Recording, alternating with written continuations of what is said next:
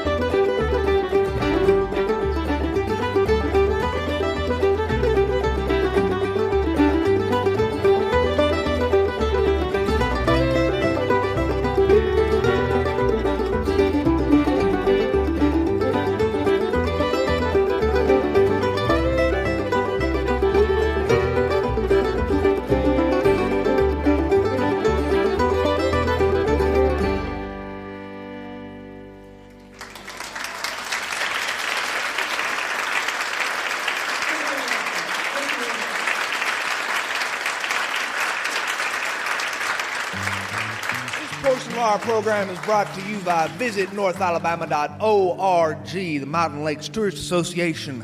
Visit the 16 North Alabama counties and make this state what it is. Let's talk barbecue here for just a minute. Now, you can visit the Mud Creek Restaurant in Hollywood, Alabama, off County Road 213. And you can get the tenderest pork you ever had. Or how about New Market Barbecue in New Market, Alabama, off Winchester Road? When you visit, tell them Sean sent you. And watch their eyes go blank when they answer who in the Sam Hill is Sean. And if you're sick and tired of having low cholesterol, get to Florence, Alabama, and visit Smokin' on the Boulevard restaurant. You can taste dry rub meat, slow smoked over hickory coals. It will change your life, bless your heart, and make a believer out of you. So go visit the North Alabama Barbecue Trail today, because whatever you do, you can do it better in North Alabama. So visit northalabama.org or hashtag VisitNorthAL.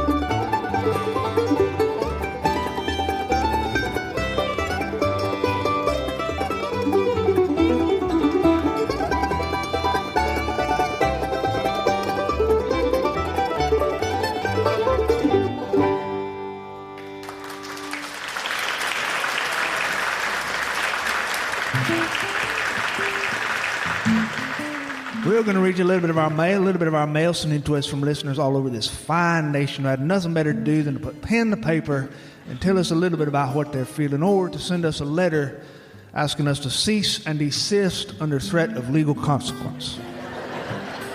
That joke never gets old. Our first letter tonight comes from Gene in Franklin, Tennessee. Sean, I've not been sleeping well for a while. I have been combing through your podcasts all the way back to the first one, and your voice actually helps put me to sleep. I don't mean this as a bad thing. I'm grateful for your stories, and I just wanted you to know that. But I also need to tell you that all those jokes you tell about your podcast helping people with insomnia, well, they're actually true. I hope you don't take this the wrong way. I mean it with all the best intentions. Your buddy, Gene. Well, dear Gene, if you can hear this, that means you're still awake. And I just want to tell you from the bottom of my heart, go to sleep. Gregory from Fredericksburg, Tennessee. I got so excited when I saw your podcast was back on the air that I had to write you. I just had to write you. And that's it. I don't have anything funny to say, nothing poignant or touching or sad. Just thanks. I have a 45-minute commute to work every day, and it is enough to make me crazy. But your show is good for the drive across Texas. Your buddy, Gregory. Well, Gregory, based on the previous message that I just received, I would offer you this stern warning on your commute. Do not operate heavy machinery while listening to this show. Leanne from Ashland, Nebraska. Ashland, Nebraska. My son and I have had a hard year. Sean, it has been hard. And I wanted you to know that my son listens to your show and enjoys every song. He loves bluegrass music. So if you could wish my son a happy birthday on your show, he would go crazy. He is going to be 8 years old, and his favorite kind of music has a mandolin in it. And that's why he wants to learn to play the mandolin. His name is Justin. Please do it if you have the time.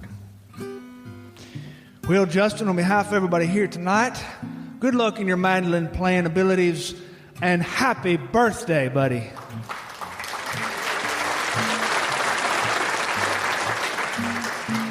Laura from Miami, Florida. Sean, I just started sewing again for my family with my Singer sewing machine, and it has been a long time. In fact, I almost gave up sewing together because my kids have all grown up, and my grandkids, well, they buy all their clothes at stores, and there just isn't much need for grandma's sewing anymore. When my kids were young, and we still lived in Kentucky, I used to make all their clothes. I would sew their names into their waistbands and in the collars of their shirts, and it was just the way we did things. My mom did the same thing for me, and her mom did the same thing for her.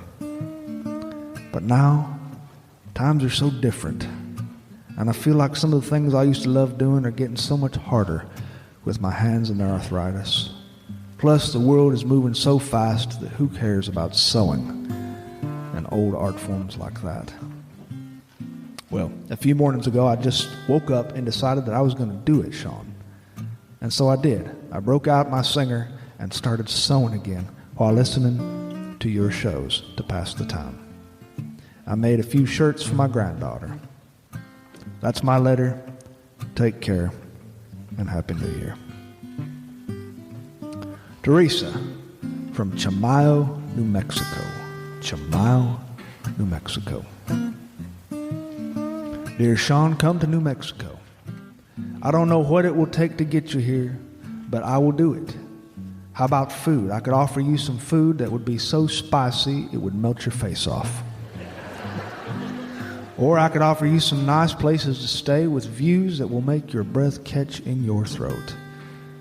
You can see forever out here in the desert. I've heard that in some places you can see for 6 or 7 miles uninterrupted on a clear day. There's not many places in the U.S. where that's the case. So anyway, come on down here. You'll like it, I promise. You'll have plenty of material to write about. I know that for sure. My neighbors, for instance, are Mexican, German, and Cherokee. You want stories? They have plenty. I'm originally from Alabama. I've got plenty too. But I prefer New Mexico now at this stage of my life. I prefer it for reasons I can't even name. So come and visit. Your friend Teresa. Well, dear Teresa, please get the guest bedroom ready. Your friend Sean. Brant Ford in Batesville, Arkansas. Dear Sean, you rarely mention Arkansas in any of your stories. I have lived here all my life. I'm a third generation Arkansas man. As of last night, I welcomed another generation into the world at 11:09 p.m. My son was born, my first son, and I am thinking that my life will never be the same again. I've wanted kids for a long time, but we were convinced that it just wouldn't happen for us. My wife is 35 and I'm 38, and childbearing years are nearing the end. But God made it happen. And when I held my son for the first time, I never knew that a human being could feel so much love for a tiny human being. You go the first half of your life thinking mostly of yourself, Sean. That's what I've learned. When you wake up in the mornings, you think about what you're going to eat and what you're going to do today. But when you have a kid, from the very first day, all you think about is that kid. Sometimes you never even think about yourself at all. It's a major mind shift. Anyway, please keep up the stories. Your pal, Bryant. Jessica from Norman, Oklahoma. Sean, I grew up playing softball, and I was a baseball fanatic all my life. My dad had one daughter, and that was it. So I got all his obsession channeled right at me. I learned all about his favorite players and all about how to play the game and about the infield fly. And we worked on batting until late hours in the evening and on pitching. He taught me everything I know. I went to school on a softball scholarship, and I coached for a little while. My husband and I split up about 10 years ago, not long after my son was born, and recently it has been up to me to teach my son baseball. People look at us funny in the park when I'm out there teaching them, because most people, I guess, associate baseball with dads and sons. But the thing is, being with my son like this is so special, because I feel like my dad's here with us. My dad died in 2003 from pancreatic cancer, and it was the hardest thing I ever went through. My son, you'll be glad to know, is actually pretty good. I think he's got a future in it, and I'm so excited to help him on his baseball journey. So I thought you'd like to hear about that, since you like baseball too. Your friend, Jessica. Jim in Fort Payne, Alabama. I had a great day last week when my wife of 23 years told me she was going to take us on a cruise. She's been saving money from a side job that she's had babysitting for a local family. And I had no idea she had been squirreling away money for so long. Sean, I've never been on a cruise before. And in fact, I'm a little nervous because I get motion sick. But I'm really looking forward to it. Really looking forward to it. My wife and I both listened to your show, and we're glad that it's back. I hope it's back for a long time. I just wanted to wish her a happy anniversary. If you could read it over the air, it would really make her day. Our anniversary is on January the 10th, and her name is Patty. Well, dear Jim and dear Patty, enjoy that cruise into the tropical lands, and happy 23rd anniversary. Sam from Birmingham, Alabama. Birmingham. Sean, I was deployed overseas on active duty when I first found your podcast. Seems like forever ago. I started using it to help me sleep. I feel like I'm hearing a lot of this lately. And it worked. I would fall asleep with your voice in my ear. I just saw you live for the first time a few weeks ago, and it was a weird experience. When the band started to play and I heard your voice live and in person, I realized that I have literally been hearing your voice in my subconscious for hours. It was very, very strange. Get out of my head. I wanted to come up to you after the show and give you a big hug and a hearty thank you. But I didn't have the guts because I'm just not that kind of guy. So here it is. Here's my hearty thank you. And keep the stories coming. Your friend Samuel. Well, dear Samuel, thank you for the letter. I appreciate it very much, and everybody else who wrote. And I think I'm finally starting to embrace the fact that whoever you are and wherever you are listening to this show right now, I will see you in your dreams. And that's letters from our listeners. Letters from our listeners.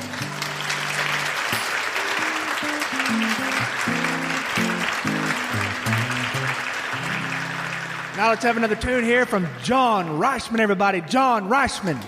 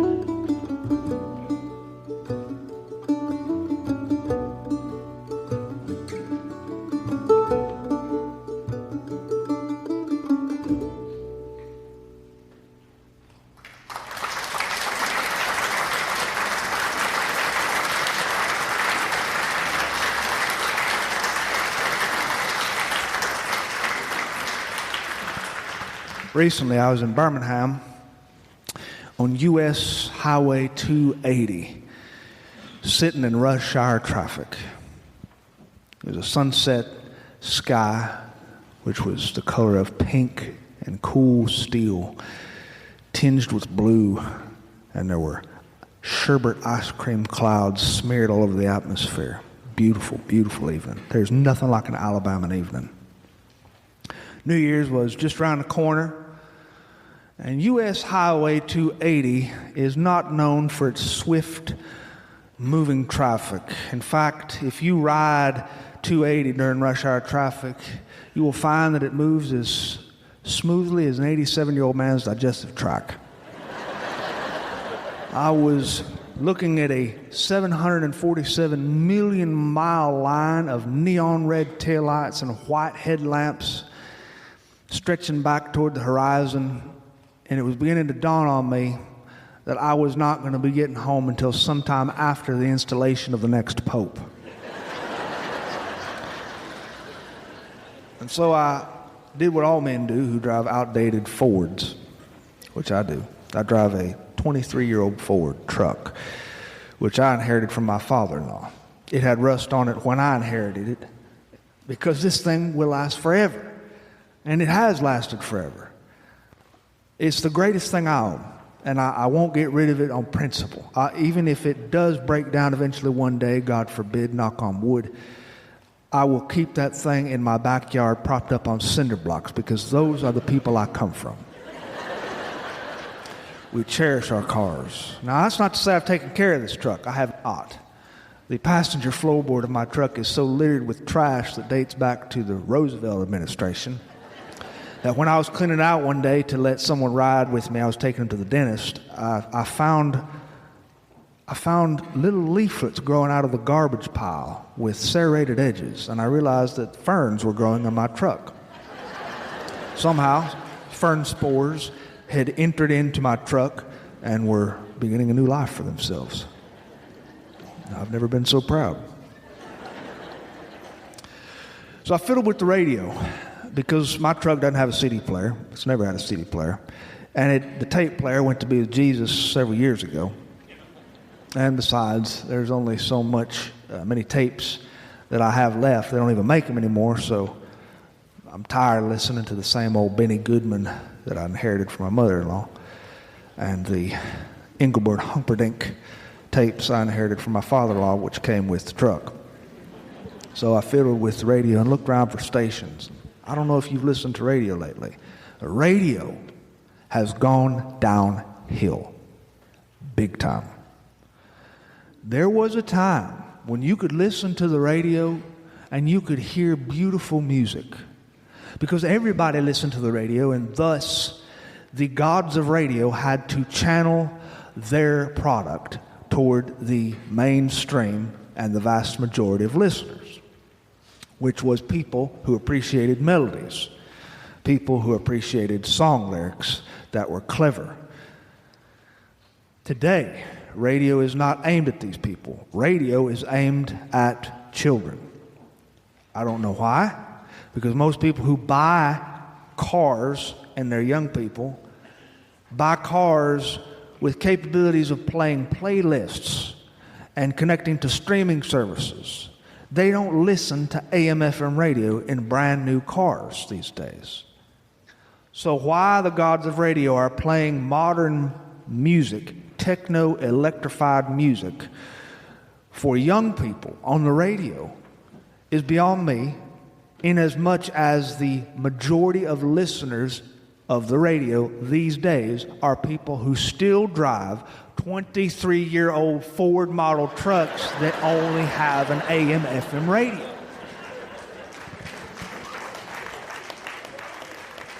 Today's music just doesn't do it for me. It sounds like two lawnmowers committing an immoral act. Like chainsaws trying to whistle Dixie. It's a horrible version of music that is mostly produced by the computer. And when it comes to country, don't even get me started. I don't mean to be ugly, but the kind of country music I grew up with was not a young man with a tight butt with glitter on his jeans wearing a pair of $1,800 boots and a chambray shirt that cost more than a Honda Civic, singing about doing hard day's work when his hands are baby smooth and he ain't ever done a hard day's work in his life.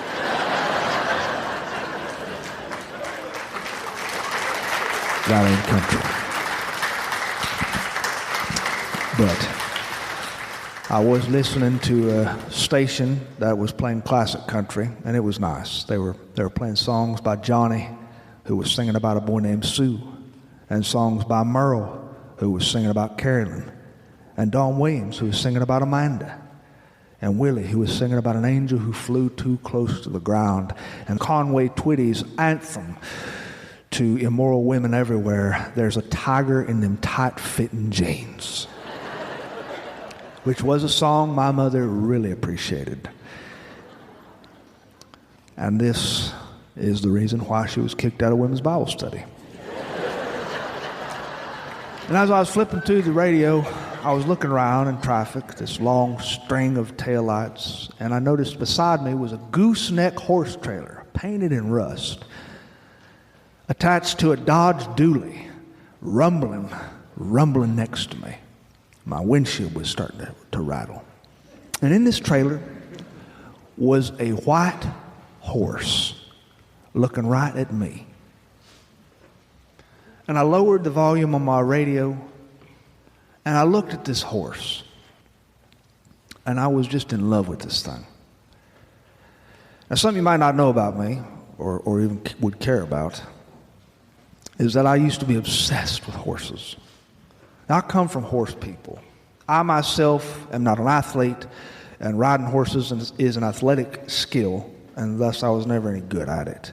But I did grow up riding horses, and I'll never forget, we used to ride bareback because a lot of the people I come from were too cheap to entrust their fancy saddles to a bunch of children, and so we rode bareback. Today, you would probably get hauled into the state penitentiary for this if you're a parent. Today, parents are not into letting their kids do dangerous things. I just read a study that said that they have outlawed tetherball in many public schools and foursquare and kickball due to injuries.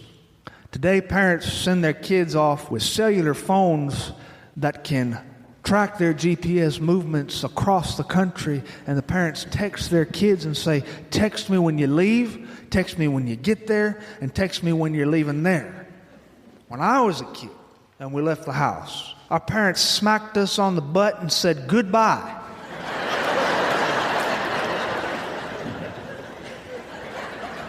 But we rode bareback, and I'll never forget when I fell off my first horse. My buddy's daddy, Mr. Todd, was a wiry-looking cowboy fella. And he came up to me as I was flaying on the ground after falling off the horse that was in a mid-canter, and he was galloping away from me. Mr. Todd picked me up by my shoulders. He dusted me off and slapped my back and my butt and got all the grass off me. And he said, I want you to look at that horse. And he brought the horse back around to me, and we looked at each other in the eyes. He said, I want you to get back on that horse. And I'll never forget that. And I did. I got back on that horse, and I fell off again, which also brought new meaning to that expression. Sometimes, perhaps, it's just better to quit.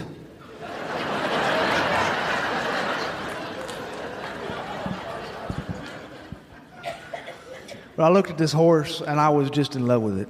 And this horse was looking at me. And the great thing about this horse is it was taking it all in. It was just staring at me and the traffic surrounding us. It was just breathing the Alabama air and chewing its alfalfa hay, flicking its ears and whipping its tail. And it looked so happy. Even amidst the blue exhaust and the rumbling diesel engines and the 8 cylinders and 6 cylinders and 4 cylinders all rattling around this horse, it was just happy. And he looked at me with his almond eyes and blinked. And I looked around traffic and I realized this horse had other admirers too. Ahead of me was a Nissan Altima filled with teenagers. And these teenagers had lost their stuff. They were so excited over this horse. They rolled down the window and leaned out and started yelling, "Hey, horsey, pretty horsey, look at me, horsey." And one of the girls was flailing her arms, and another boy was gyrating his body out of that window, waving to get that horse's attention, just flopping around like a guest on the Jerry Springer show. And after a few minutes, I just watched these kids, these obnoxious teenagers, carry on and flail around like that for several minutes, and I decided it was the most ridiculous and immature display of childish behavior that I had ever seen in my life, and I wanted to be part of it. And so I rolled down my window, and I leaned out, and I joined them. I waved at that horse. I said, "Hey, horsey. Hey, how you doing, horsey?" And no sooner had my window rolled down, and no sooner had I started waving to this animal than I realized I was not alone. There were several people in traffic who were leaning out their car windows or rolling down their automatic windows and waving. And I realized that I shared something in common with my fellow man that evening in America. We were all very, very similar in that moment, regardless of our differences in race, creed, or tax income bracket status. we were all idiots for a horse. There was a man in a Land Rover Defender in a nice suit who was throwing his hand out, waving at this horse, saying, "Hey, horsey, hey, horsey." And there was a young woman in a newer model VW Bug who was also rolling down her window, blowing kisses to this horse. There was an old couple in a Jeep Wrangler, and they were looking at this horse, and they were waving double-handed waves, trying to get this horse's attention. It was really something. And this animal just took it all in and blinked at us and kept chewing its legume hay. Over time, I lost track of that livestock trailer in traffic. And I was remembering as a child all the obsession with horses I used to have. I used to draw pictures of horses in notebook tablets. I was pretty good at drawing a quarter horse. I used to go to the library and check out books on horses. I knew exactly which horse I was going to get. I was going to get a Missouri Foxtrotter. I read National Velvet once a year, whether I needed it or not. I read My Friend Flicka. I loved the movies, the horse movies. Black Stallion is probably one of the best horse movies ever made. I loved horses, I really did. And while I was thinking about all this, I started looking around me in traffic. And I started noticing other things too. I started noticing the varying hues of humanity that were around me. And there was a lot to notice. Ahead of me there was this young man driving a souped-up Cadillac with a stereo system that was emitting bass notes that were loud enough to liquefy metal and change the climate. He was leaned way back in his seat, way back, perilously far back, until all you could see was the little crown of his head, and he looked at me, and he gave me the one-fingered wave. Also in traffic next to me was a Kia Sophia with a young couple inside it, and they were having a heated argument. That young woman was just throwing her hands all over the place, and that young man was looking down at his lap. And he noticed me staring at them, and he turned his head to look out the window ever so gently. And I could tell by that look on his face what he was thinking. I could sum up that look on his face in 2 words: help me. And I saw a young couple who had shoe polish written on the back of their windshield that said, "Just married." And they were listening to music in their car. And I saw a van full of inmates on work release. And they were staring out their windows, each one of them looking out the glass with the entire weight of the universe laden on his back. And I saw an ambulance cutting through traffic, sirens whining and blaring, off to save a life. And there was a minivan that pulled up next to me. And the minivan had tinted windows. And behind the tinted windows, I could see childhood bodies. And they were just gyrating to loud children's music.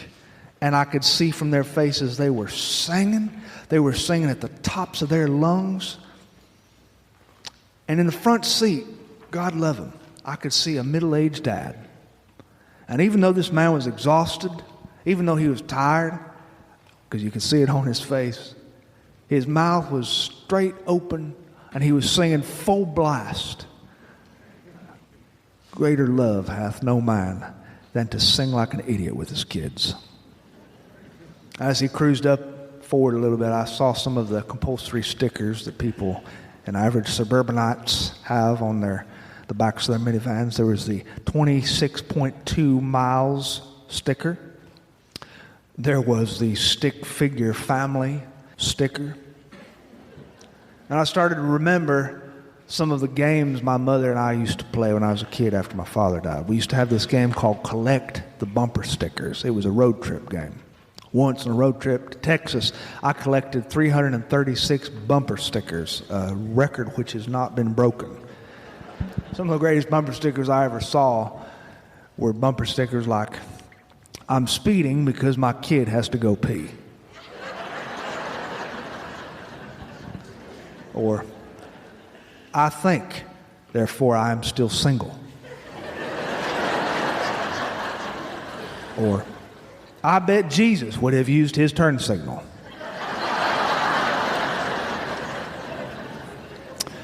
Driver carries no cash. He's married.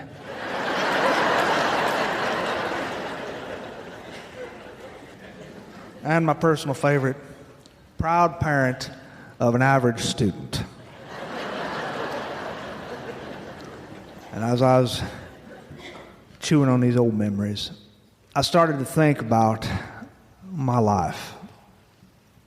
I started to think about how every year I get a little bit older, and I'm 1 year farther removed from that little kid who used to draw pictures of horses in notebooks and go check out books from the library with pictures of Missouri foxtrotters in them and quarter horses. I tried to think about, when did this middle-aged man with the stiff joints take over my life? When did the man with the receding hairline replace the kid in the mirror who had the buckshot freckles and the splotchy cheeks? Where did that little boy go?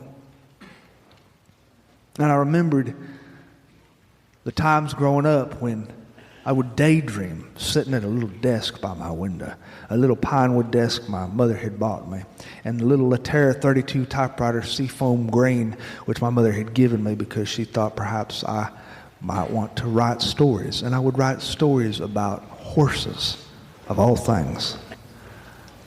He's just farther away from me than he used to be. And all this thought is enough to make you a little bit nostalgic. And truly, it's enough to make you a little sad sometimes if you let it. But then something happens to you. You get this sudden flash of awareness. It can happen to you in a grocery store checkout line. It can happen to you in the drugstore. It can happen to you on 280, U.S. Highway 280, while sitting in rush hour traffic. You look around yourself and you see things you didn't see before. You see people. You see a young couple who loves each other enough to argue about it inside their Kia. And you see inmates who, even though life has beat them down and they have every reason to give up and quit trying, don't. And you see people who are commuting back and forth to work just to earn enough bread to feed their family. And you see a young man who has children in the back of his minivan who can think of nothing better to do than to open his mouth and sing at the top of his lungs, even if his voice sounds like a Labrador with a chest cold.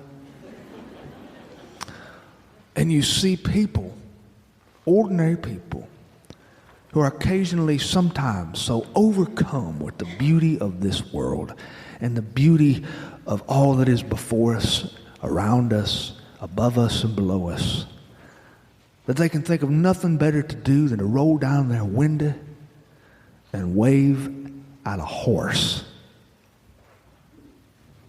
Well, I don't care what they say. 2022 is going to be a great year. Hey, thank you very much for having me this evening. It's been a wonderful pleasure.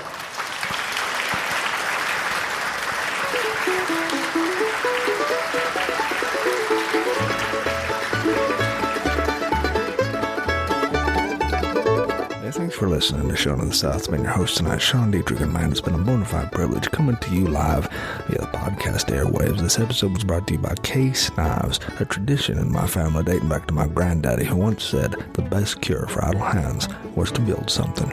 So keep your hands sharp with a Case knife. And by Folklore Brewing in Meadry, quite literally the best brew in Alabama. That music you heard behind me tonight was John Reischman, Grammy Award-winning musician and foundational mandolinist, composer, bandleader, and musical educator in bluegrass and North American roots music. A member of the groundbreaking Tony Rice unit, Reischman's mastery of bluegrass, old-time swing, and multiple Latin American musical styles, coupled with Old Master's sense of tone, taste, and musicality, has brought him a global reputation. His latest CD, New Time and Old Acoustic on Corvus Records, blends a lifetime of musical influences into an engaging recording. You don't want to miss it. Visit johnreischman.com. To find anything more about what I do, you can visit SeanOfTheSouthShow.com, and there you can find archived episodes dating back to our very first episode, all the way to this episode, which you just heard, although I don't know why. You must have terrible taste in podcasts. While you're there, you can drop me a line. Tell me about your birthday announcements, wedding invitations, and potluck socials, and I'll do my best to read that over the air for my friends, because I love to do that sort of stuff for my friends. And friends, when you find yourself in times of trouble, just let it be. Adios.